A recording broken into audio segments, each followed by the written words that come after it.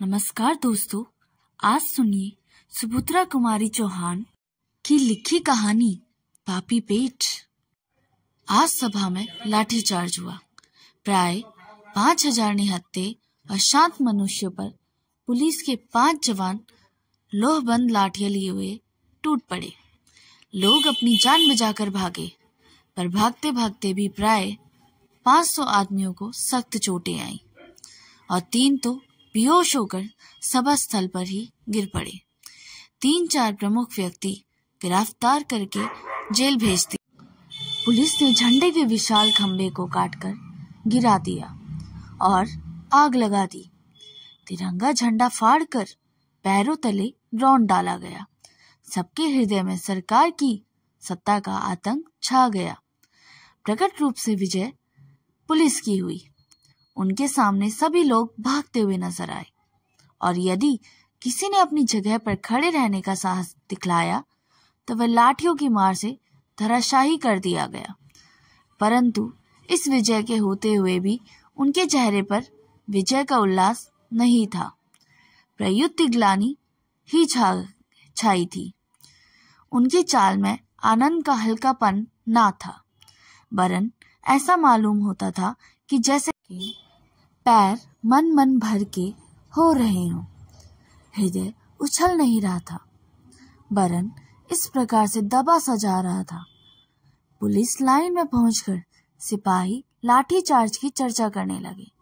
सभी को लाठी चार्ज करने निहत्थे निरपराध व्यक्तियों का हाथ चलाने का अफसोस हो रहा था। राम खिलावन ने अपनी कोठरी में जाकर अंदर से दरवाजा लगा लिया और लाठी को चूल्हे में जला दी। उसकी लाठी के वार से एक सुकुमार बालक की खोपड़ी फट गई थी। उसके मन में कहा, बेचारे निहत्थे और निरपराधों को कुत्तों की तरह लाठी से मारना, राम राम, यह हत्या किसके लिए? पेट के लिए, इस पापी पेट के लिए। पापी पेट तो जानवर भी भर लेता है, फिर हम तो आदमी होकर इतना पाप क्यों करें? इस 20 रुपल्ली के लिए एक कसाईपन? ना, अब तो यह नहीं हो सकता। जिस पर पेट दिया है वह अन्न भी देगा। लानत है ऐसी नौकरी पर। और दूसरे दिन नौकरी से इस्तीफा देकर अपने देश को चला गया। थानेदार बरकतुल्ला लाठीचार्ज के समय चिल्ला चिल्लाकर हुक्म दे रहे थे, मारो साले को, आए हैं स्वराज लेने। लगे खूब कस के, परंतु अपने क्वार्टर्स में पहुंचते पहुंचते उनका जोश ठंडा पड़ गया। वे जबान के खराब अवश्य थे, पर हृदय के उतने खराब ना थे। दरवाजे के अंदर पैर रखते ही उनकी बीवी ने कहा, देखो तो यह गुफूर कैसा फूट फूट कर रो रहा है। क्या किया है आज तुमने? बार बार पूछने पर यही कहता कि अब्बा ने गोपू को जान से मार डाला। मेरी तो समझ में नहीं आता कि हुआ क्या है। सुनते ही थानेदार साहब सर थमाकर बैठ गए। गोपाल बहुत सीधा और प्रेमी लड़का था। थानेदार का लड़का गोपाल एक ही कक्षा में पढ़ते थे और दोनों में खूब दोस्ती थी। थानेदार और उनकी बीवी दोनों ही गोपाल को अपने लड़के की तरह ही प्यार करते थे। थानेदार का बड़ा अफसोस हुआ। बोले, आग लगे ऐसी नौकरी में।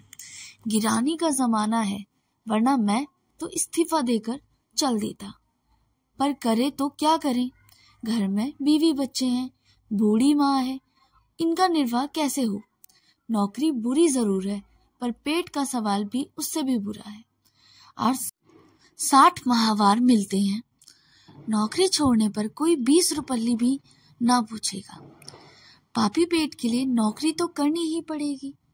पर हाँ, इस हाय हत्या से बचने का एक उपाय जरूर है। 3 महीने की मेरी छुट्टी बाकी है। 3 महीने बहुत होते हैं, तब तक यह तूफान निकल ही जाएगा। यह सोचकर उन्होंने छुट्टी की दरख्वास्त दूसरे ही दिन दे दी। उधर कोतवाल बख्तावर सिंह का बुरा हाल था। मनोरंजन के उनका सिर दुखने लगा। बख्तावर सिंह राजपूत थे। उन्होंने टॉय का राजस्थान पढ़ा था। राजपूतों की वीरता की फड़काने वाली कहानियां उन्हें याद थी। चित्तौड़ के जौहर, जयमल और फस्ता के आत्म बलिदान और महाराणा प्रताप की बहादुरी के चित्र उनके दिमाग में रह रह के चमक उठते थे। सोचते थे कि मैं समस्त राजपूत जाति की वीरता का वारिस हूँ। उनका सदियों का इकट्ठा किया गया हुआ गौरव मुझे प्राप्त है। मेरे पूर्वजों ने कभी निहत्थे पर शस्त्र नहीं चलाए, किंतु मैं आज ये क्या कर डाला। मैंने मारने से तो मर जाना अच्छा, पर पापी पेट जो ना करवाए सो थोड़ा।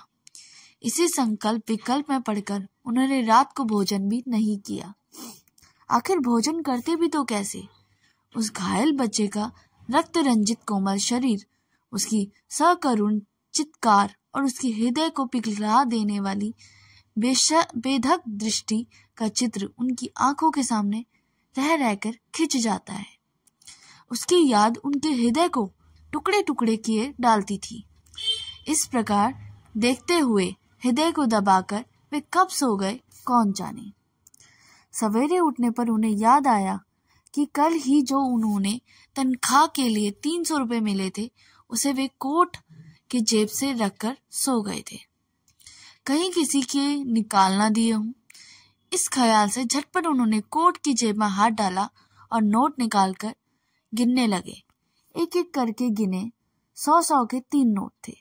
उस पर सम्राट की तस्वीर बनी थी और गवर्नमेंट की तरफ से किसी के हस्ताक्षर पर लिखा गया था, पर मैं मांगते ही 100 रुपया देने का वायदा करता हूँ।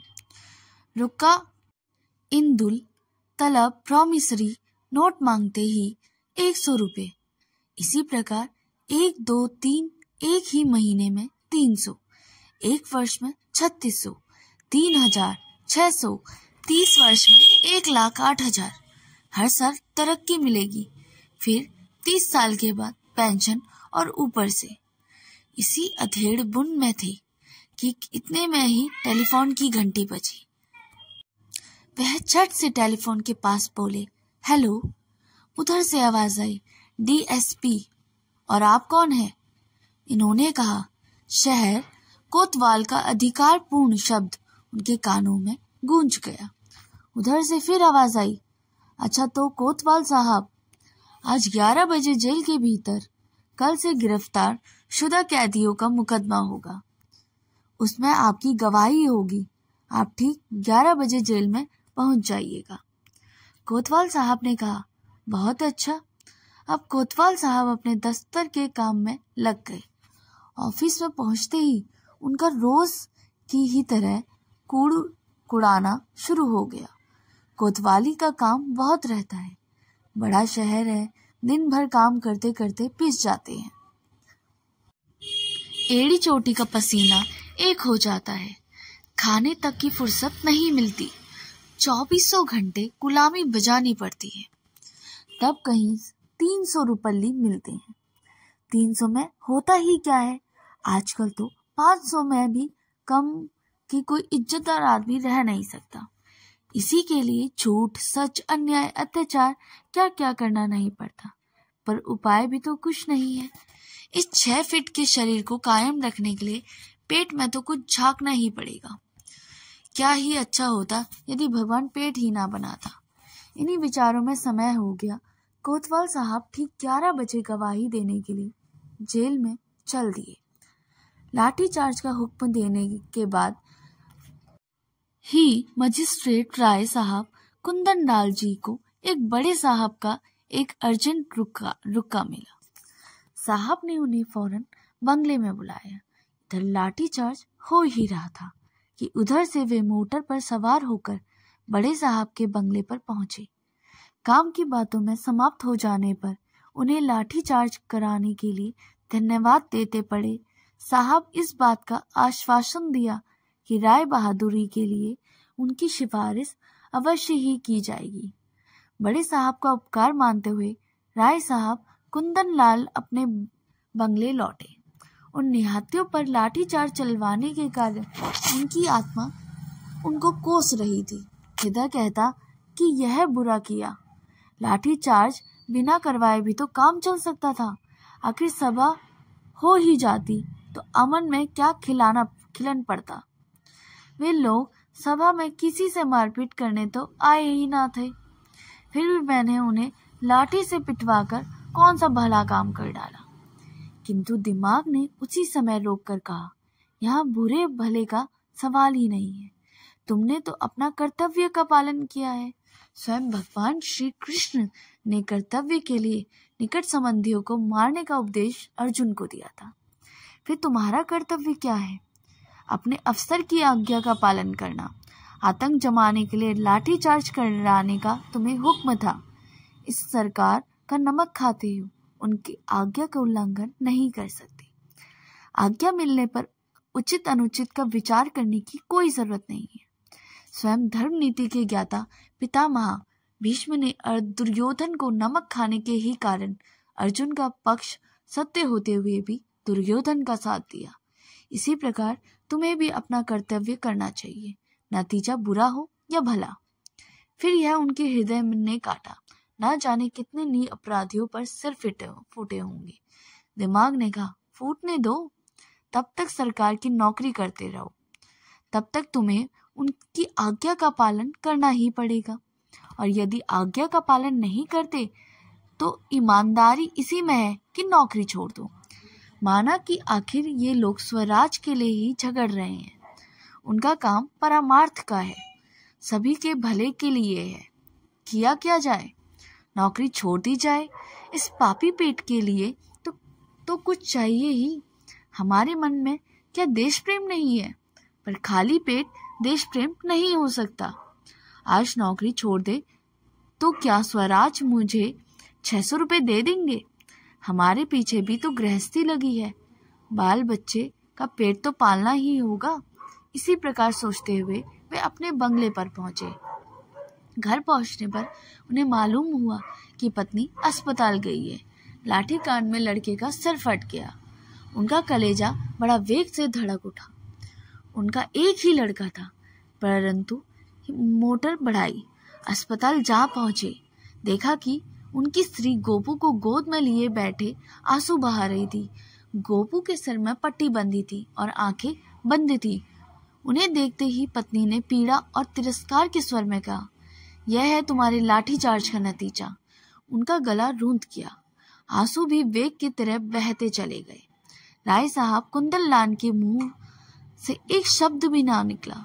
इतने में डॉक्टर आकर उन्हें सांत्वना देते हुए कहा, कोई खतरे की बात नहीं है।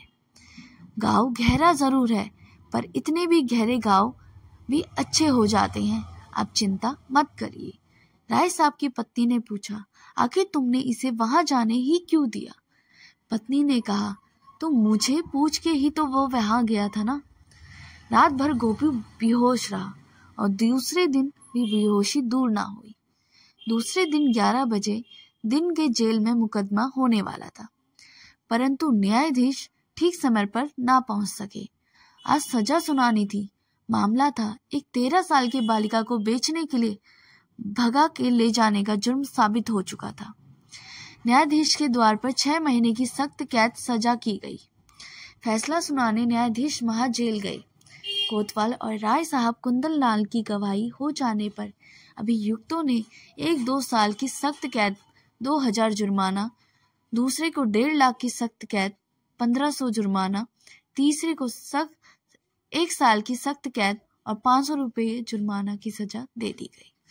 अभियुक्तों ने मुकदमे को किसी प्रकार का भाग नहीं लिया और न पेशी की बढ़ाई, इसलिए मुकदमा करीब 1 घंटे में समाप्त हो गया। 3 अभियुक्त प्रतिष्ठित सज्जन थे और राय साहब की जान पहचान की थी। मुकदमा खत्म हो जाने पर राय साहब ने और भी ज्यादा खराब हो गई। उसकी नाड़ी क्षीण बढ़ती ही जा रही थी। राय साहब के पहुंचने पर पहली ही बार आंखें खोली। उसके मुंह से हल्की सी मुस्कुराहट थी। धीमी आवाज से उसने कहा, वंदे मातरम की ध्वनि निकल न पाई। मन के साथ उसके मुंह खुला रह गया और आंखें सदा के लिए बंद हो गई। उसकी माता चीख मारकर लाश पर गिर पड़ी। राय साहब के शून्य हृदय में बार बार प्रश्न उठ रहा था, यह सब किसके लिए? और मस्तिष्क से ध्वनि उत्तर दे रही थी, पापी पेट के लिए। कहानी सुनने के लिए बहुत बहुत धन्यवाद। कहानी अच्छी लगी हो तो आप इसे खुद तक ही ना रखें, अपने मित्रों और परिवार के साथ शेयर कर सकते हैं। और चैनल अभी तक सब्सक्राइब नहीं किया तो इसे सब्सक्राइब कर ले और इसके साथ लगे हुए बेल आइकन को भी प्रेस करें ताकि मेरे द्वारा अपलोड की हुई कहानियों का नोटिफिकेशन आपको हमेशा मिलता रहे। धन्यवाद।